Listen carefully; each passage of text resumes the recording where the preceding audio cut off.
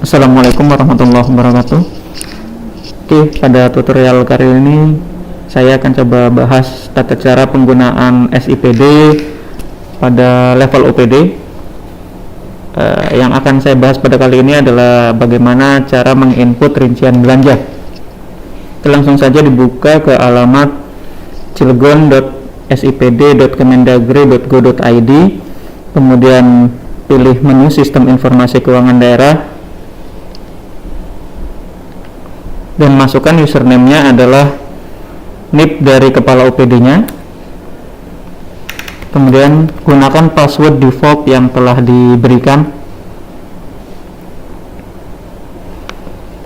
Setelah masuk, kita pilih tahun anggarannya itu tahun 2021. Kemudian tahap awal yang harus dilakukan yaitu menambahkan user SKPD.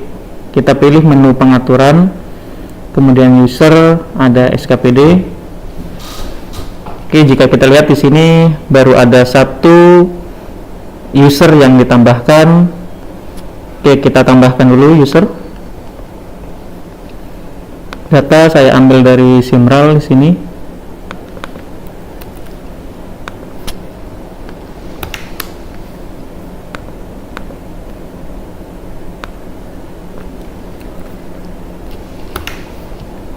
Kemudian untuk jabatan di sini ada kepala bidang setara kabid, kemudian ada kepala subbidang setara kasubid, dan ada staf. Untuk saat ini yang kita tambahkan untuk keperluan penginputan rincian belanja, kita bisa tambahkan kepala subbidang dan staf karena tupoksinya ada dua jenis user ini. Oke, kita coba pilih kepala subbidang, kemudian pilih atau checklist akses untuk input anggaran. Oke, cara penambahan user saya rasa cukup mudah, hanya masukkan NIP, kemudian nama dan jabatannya. Selanjutnya silahkan ditambahkan usernya untuk seluruh PPTK yang ada di OPD dan staf yang memiliki NIP. Dan harap diingat, untuk operator saat ini SIPD harus staf yang memiliki NIP karena nanti akan diintegrasikan dengan sistem dari BKN. Jadi jika NIP-nya NIP asal-asalan atau NIP palsu, secara otomatis nanti akan diblokir oleh sistem. Selanjutnya kita akan coba input rincian belanjanya. Tapi sebelum melangkah lebih jauh, sebaiknya kita kenali dulu interface-nya, karena untuk SIPD ini agak sedikit berbeda dengan interface Simral. Jika kita lihat di Simral, di sini menu-menunya atau modul-modulnya ini sudah dikelompokkan per tahapan kegiatan. Sebagai contoh di sini ada Musrenbang, ada Renstra, kemudian ada Renja, ada RKA, dan seterusnya. Adapun untuk di SIPD, jika kita ingin menginput rincian belanja, kita cukup ke satu menu kegiatan atau subkegiatan saja. Tidak ada lagi pemisahan tahapan di sisi menu, tapi nanti tahapan yang akan membuat adalah dari tim TAPD, tapi menunya tetap yang kita gunakan hanya satu menu ini, yaitu kegiatan dan subkegiatan. Jadi misalkan Bapak dan Ibu ingin input rincian belanja di KUA PPAS, di Renja, di RKA, Bapak dan Ibu cukup menginput di menu kegiatan dan subkegiatan saja. Adapun di sini ada dokumen anggaran, RKA, dan seterusnya. Ini hanya berupa laporan saja untuk cetak dokumen.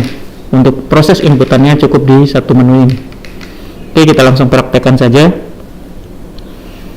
Baik Bapak Ibu, jika kita lihat di sini ada daftar sub kegiatan, dan harus diingat juga bahwa di Permen 90 ini sekarang ada kegiatan dan ada sub kegiatan. Jika kita lihat di sini ada mulai dari atas, ini adalah urusannya kecamatan, kemudian di bawah ada lagi subunitnya di sini Kelurahan Taman Baru.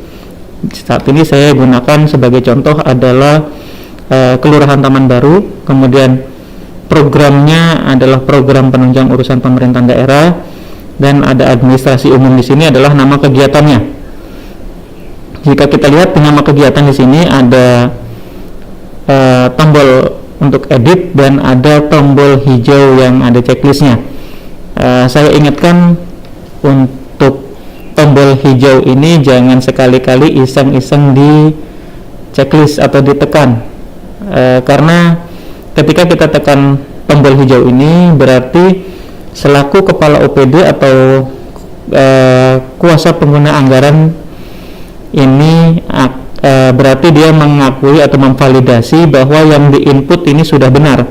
Jika kita lihat di sini di rincian ini masih kosong, jika tombol hijaunya diklik maka 0 atau kosong di sini akan berpindah ke pagu validasi, sehingga pagu subkegiatannya akan ikut 0. Jadi harap berhati-hati jika belum sesuai antara rincian dan pagu validasi, jangan diklik tombol hijaunya, karena ini akan mempengaruhi pagu validasinya. Oke, kita langsung saja, kita akan coba input rincian dari salah satu subkegiatan. Sebagai contoh di sini adalah pemeliharaan rutin berkala kendaraan dinas atau operasional. Oke, kita klik tombol yang ada gambar garis 3-nya di sini. Ini berarti dia ada menu. Kita klik set operator. Jadi setiap satu subkegiatan ini memungkinkan kita menambahkan 2 orang operator untuk melakukan proses input. Jadi misalkan subkegiatannya berisi rincian yang sangat banyak, kita bisa bagi subkegiatan tersebut ke maksimal 2 orang operator. Oke, kita tambah user. Sebagai contoh di sini hanya ada 1 user tadi yang levelnya sebagai kasubid. Jadi yang muncul di sini hanya user yang levelnya sebagai kasubid dan staff saja, karena hanya kasubid dan staff yang bisa menginput rincian belanja. Oke, kita coba tambahkan. Ini sudah berhasil ada di sini. Jika Bapak Ibu ingin menghapus akses user dari subkegiatannya, cukup klik tombol silang yang berwarna merah ini untuk menghapusnya. Sebagai contoh seperti ini. Oke, kita tambahkan lagi aja usernya. Oke, kalau sudah tutup. Nah, sekarang kita coba login sebagai user yang tadi kita setting operatornya. Kita log out dulu, kemudian kita login ulang sebagai operator yang kita baru tambahkan tadi. Untuk passwordnya, password default.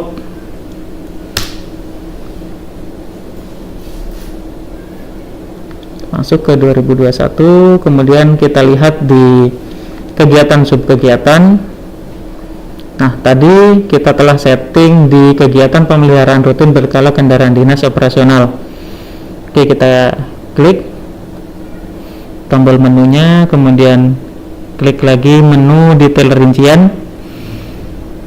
Nah, jika kita sudah setting operator atau operator tersebut diberi akses terhadap suatu subkegiatan, maka akan muncul 2 tombol ini di detail rinciannya, yaitu ada tombol tambah komponen dan tombol arsip. Oke, kita klik tombol komponen.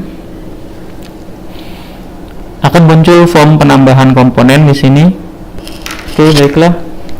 Sebelum melangkah lebih jauh, saya akan coba jelaskan beberapa hal penting yang saya rasa perlu dibahas atau perlu dijelaskan. Yang pertama yaitu terkait jenis standar harga. Jika Bapak Ibu lihat di menu ini ada pilihan jenis standar harga, ada lumayan banyak.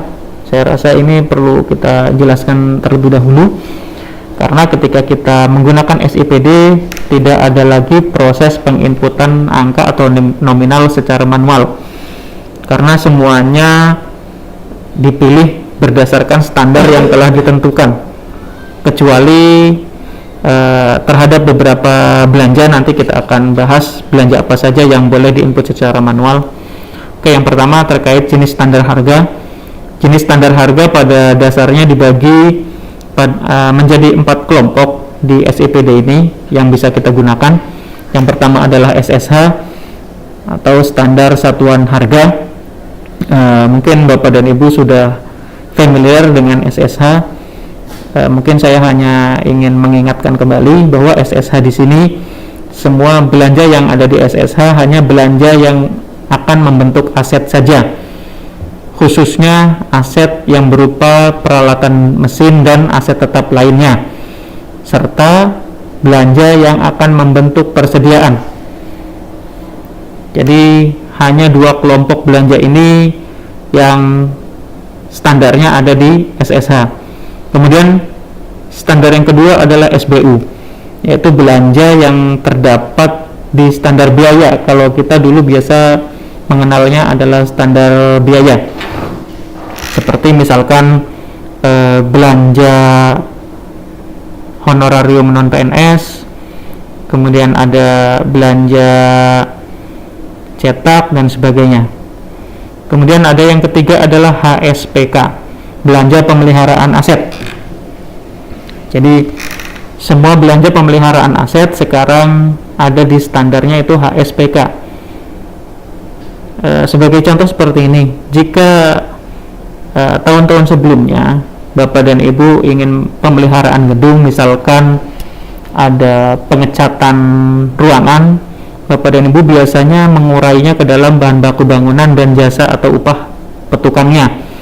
Tapi untuk di SIPD, Bapak dan Ibu cukup memilih standar yang ada di HSPK-nya, misalkan 1 meter persegi untuk pengecatan interior berapa. Nah, itu sudah termasuk bahan dan jasanya di situ. Jadi Bapak dan Ibu yang perlu disiapkan yang pertama adalah ketika ingin memelihara, aset yang ingin dipeliharanya apa, kemudian jika gedung yang ingin dipelihara berapa meter persegi dan seterusnya. Kemudian jenis standar yang terakhir adalah ASB fisik. Jika tadi di SSH aset yang terbentuk hanya peralatan dan mesin dan aset tetap lainnya, di ASB fisik ini sama-sama membentuk aset, hanya saja di ASB fisik ini aset yang terbentuk adalah gedung dan bangunan, kemudian jalan irigasi dan jaringan. Jadi dua kelompok aset ini standarnya ada di ASB fisik. Oke, itu tadi terkait standar harga.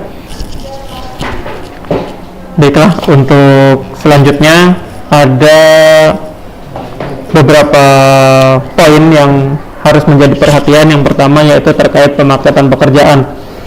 Hal ini harus diperhatikan ketika kita menginput rincian belanja, karena ketika kita memilih sebagai pemaketan pekerjaan, maka secara otomatis data akan masuk atau diumumkan ke dalam aplikasi Sirup. Kemudian yang kedua terkait nilai rupiah. Nilai rupiah tidak lagi diinput secara manual, akan tetapi dipilih melalui standar yang telah disediakan.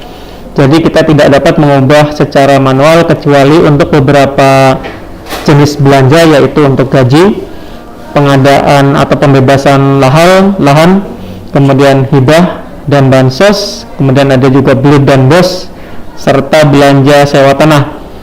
Dan yang satu lagi harus diperhatikan terkait verifikasi. Proses verifikasi nanti akan dilakukan secara elektronik. Jadi semua saran dari tim verifikasi ini akan terekam secara elektronik. Kemudian ketika terdapat rekomendasi teknis dari tim verifikasi, rekomendasi tersebut harus segera ditindaklanjuti oleh OPD, apakah diterima atau tidak, atau berupa sanggahan dan sebagainya. Jika tidak ditindaklanjuti, maka OPD tidak dapat melanjutkan proses inputannya. Jadi sifat tindak lanjutnya adalah bersifat wajib. Baiklah, setelah tadi kita mengenal jenis-jenis standar harga yang terdapat di dalam SIPD, saatnya kita coba untuk melakukan proses input rincian belanja. Yang pertama di sini ada subkegiatan atau paket pekerjaan. Oke, kita coba tambah. Terkait paket pekerjaan, di sini ada pemaketan pekerjaan dan non pemaketan pekerjaan. Apa perbedaannya? Yang pertama terkait pemaketan pekerjaan. Jika kita pilih pemaketan pekerjaan, maka secara otomatis nanti rinciannya akan diumumkan ke dalam aplikasi Sirup. Jadi kita tidak lagi melakukan proses input di aplikasi Sirup nanti. Jadi ketika APBD disahkan, nanti secara otomatis akan diumumkan di aplikasi Sirup. Oke, sebagai contoh di sini pemaketan pekerjaannya, misalkan paket pengadaan suku cadang kendaraan dinas misalkan. Kemudian di sininya silahkan dipilih jenis kegiatannya, apakah dia pengadaan barang, konstruksi, jasa konsultasi atau jasa lainnya. Untuk yang saat ini kita pilih pengadaan barang. Kemudian untuk metodenya bisa dipilih. Di sini ada banyak sekali metode pengadaannya. Oleh karena itu sangat dianjurkan bahwa yang menginput rincian belanja di SIPD adalah PPTK-nya secara langsung, karena yang mengetahui terkait mekanisme pencairan atau mekanisme pengadaan nantinya adalah PPTK, karena PPTK yang akan bertanggung jawab secara langsung. Dan harus diingat bahwa semua yang diinput di dalam sistem SIPD, data usernya akan ikut direkam, siapa yang menginput dan seterusnya.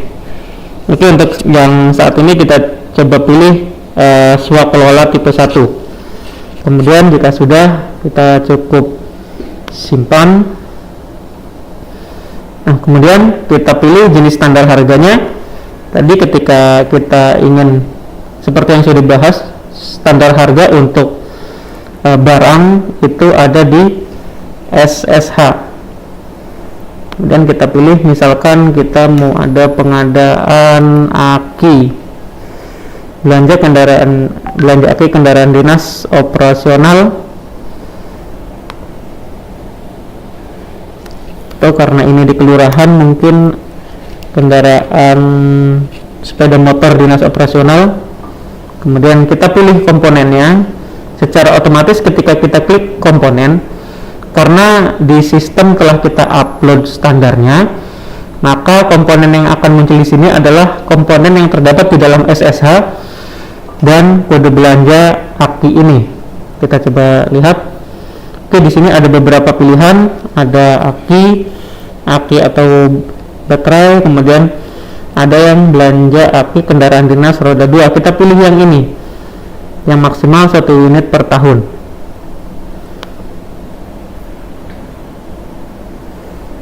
Oke, untuk keterangan di sini mungkin jika di Simral yang sudah familiar, ini untuk mengelompokkan, atau di Simral biasanya disebut dengan header dan subheader. Pengelompokan ini bisa digunakan juga nanti untuk pengelompokan paket pekerjaannya. Sebagai contoh seperti ini, misalkan di dinas PU, terdapat pengadaan pemeliharaan jalan misalkan. Nah, ketika proses penginputan ingin dipisahkan atau diumumkannya terpisah misalkan di sirupnya, misalkan ingin dipisah menjadi pengadaan jalan A, pengadaan jalan B, dan seterusnya, ini bisa kita tambahkan di sini. Misalkan seperti ini, pemeliharaan jalan A dan seterusnya.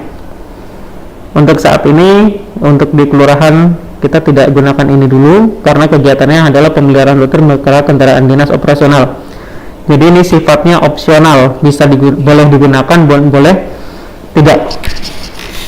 Kemudian untuk harga sendiri yang terdapat di SIPD yang di standar itu harga sebelum pajak.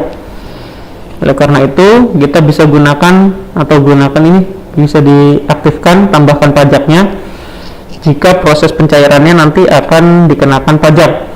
Pajak di sini adalah hanya pajak PPN saja. Oke, nanti kita coba lihat hasilnya seperti apa. Kemudian ada pun di sini koefisien perkalian volumenya. Jika yang dulu pernah menggunakan Sinda, mungkin ini sudah terbiasa volume itu lebih dari 1. Sebagai contoh seperti ini, di kelurahan memiliki 5 unit kendaraan. 5 unit kendaraan. Kemudian kebetulan di sini karena API dia maksimal 1 unit per tahun. Nah, ini sebagai contoh saja, misalkan dalam 1 tahun boleh lebih dari 1 unit, misalkan 2 unit, bisa ditulis di sini. 2 unit juga untuk 1 tahun. Jadi nanti akan dikali 5 unit motor dikali 2 unit aki dikali 1 tahun. Jadi nanti totalnya ada 10. Tapi kita ikuti sesuai aturannya saja di sini karena maksimal 1 unit per tahun. Jadi di sini kita tidak perlu ada perkalian lagi, cukup 1 tahun saja. 1 tahun, ininya kita kosongkan.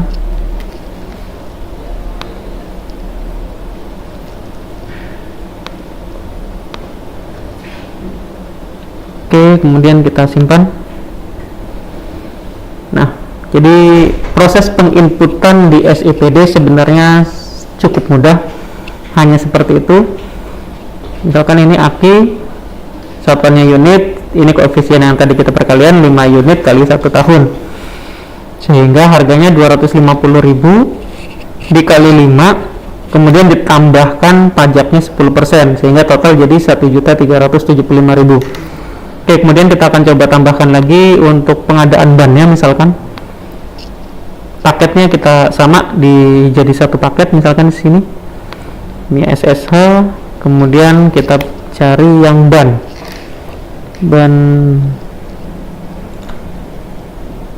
oke, belanja ban sepeda motor dinas operasional. Ini kita cari, di sini ada maksimal 2 unit per tahun.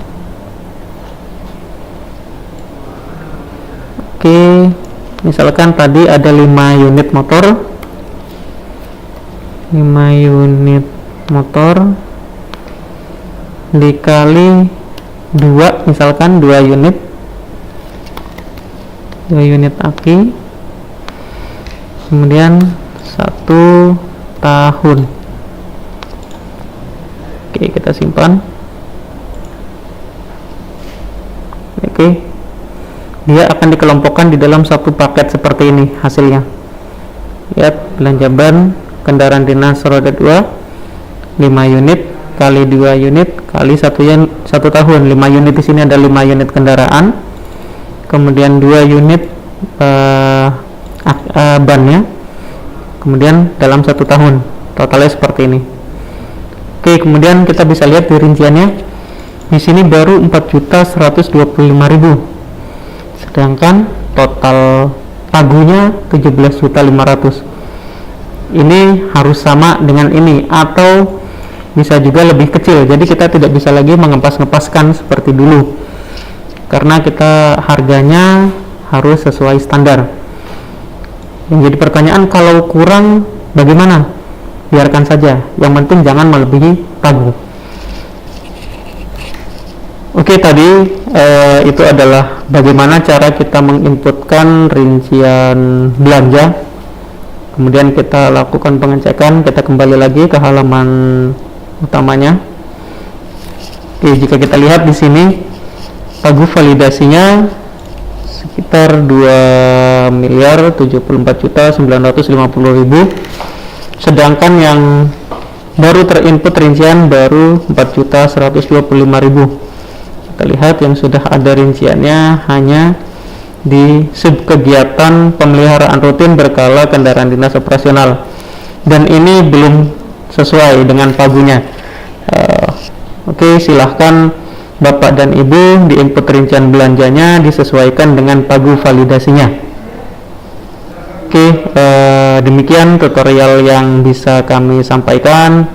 Selamat bekerja, selamat melakukan proses input ke dalam SIPD. Wassalamualaikum warahmatullahi wabarakatuh.